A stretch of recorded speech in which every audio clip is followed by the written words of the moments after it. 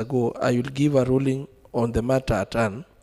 I wish to put on record that the committee has made tremendous progress and has had the opportunity to interact with all the departments and members of public who have offered information to this committee. It is well set out under Article 195 of the Constitution, provides that 1.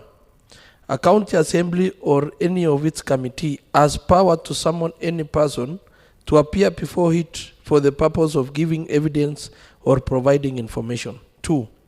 For the purpose of Clause 1, an assembly has the same powers as the High Court to 1. A. Enforce the attendance of witnesses and examine them on oath, affirmation or otherwise. B. Compel the production of documents. And C. Issue a commission or request to examine witnesses approved. Standing Order 174 provides that committees shall enjoy and exercise all the powers and privileges bestowed on assembly by the Constitution and statute, including the power to A. Summon any person to appear before it for the purpose of giving evidence or providing information. B.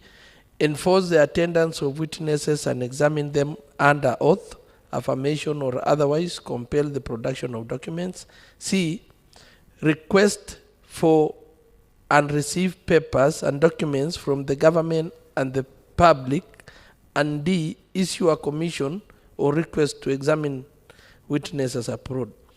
Standing Order 174A stipulates the procedure that is to be followed where a witness is to appear, that where a witness summoned does not appear or appears but fails to satisfy the House or committee, the House or committee shall take action pursuant to the provision of County Assembly's Powers and Privileges Act 2017. B. County Assembly or its committee may order the arrest of a witness who fails to honor a summon for the purpose of compelling his or her attendance. I have noted that CCM Finance, while making the request to reschedule his appearance before the committee has not complied with the production of documents. It is also on record that the CCM Finance wrote through the clerk of the County Assembly by the letter dated 18th October 2024. In the letter, the CCM Finance acknowledged the letter dated 17th October 2024, requiring the County Treasury to appear before the committee on 22nd and on 23rd October 2024. He went ahead to request that he be indulged to submit the documents yesterday, Monday, the 21st of October 2024. It is also noted that the County Treasury, that the documents requested are public documents, and Article 35(1) of the Constitution sets out the right to access information to the effect that every citizen has the right of access to 1A. Information held by state. B.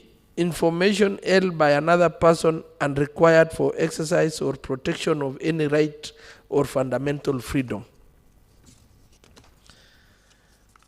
The County Assembly, in exercise of its powers, in exercising the delegated power conferred on it under Article 3(1) of the power, it is not expected that the County Treasury can twist the committee by invoking technicalities as to the appearance and production of documents before the committee as a way of inventing ways of avoiding accountability.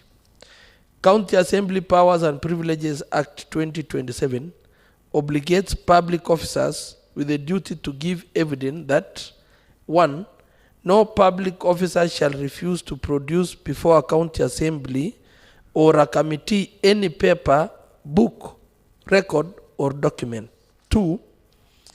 Any county public officer who contravenes Section 1 commits an offense.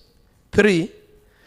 Where a county assembly passes a resolution that a county public officer has contravened Section 1, The resolution of the County Assembly shall constitute a ground for removal from office of the county public officer in accordance with the Constitution or any applicable law.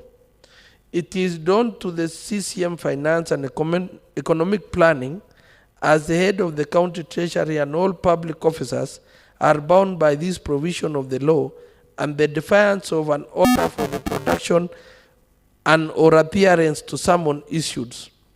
Having taken into consideration the views of the committee members and request by the CCM Finance to reschedule the appearance to Wednesday, 23rd October 2024, and in light of the issues stated above, I wish to direct as follows.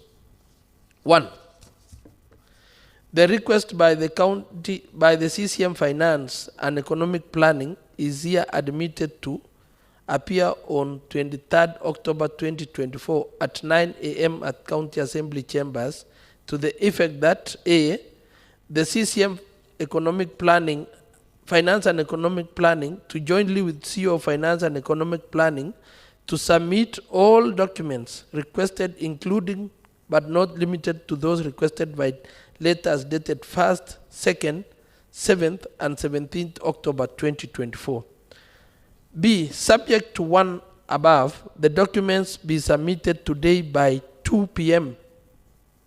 22nd October in bundles of 16 copies each.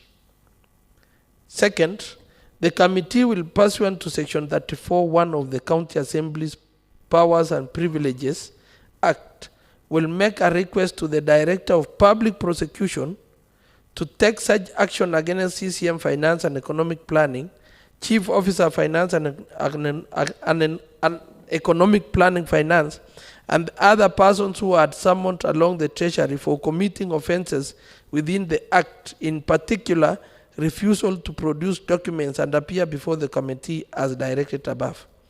This ruling is binding to County Treasury, Nandi County Government, issued in the presence of committee members and the CCM Finance and Economic Planning. It is so ordered. Thank you, honorable members. I think I've made the ruling, and now I will request the Sergeant at Arms. Waziri, you will be furnished with a copy of this ruling before the end of the day. I request the Sergeant to usher Waziri out.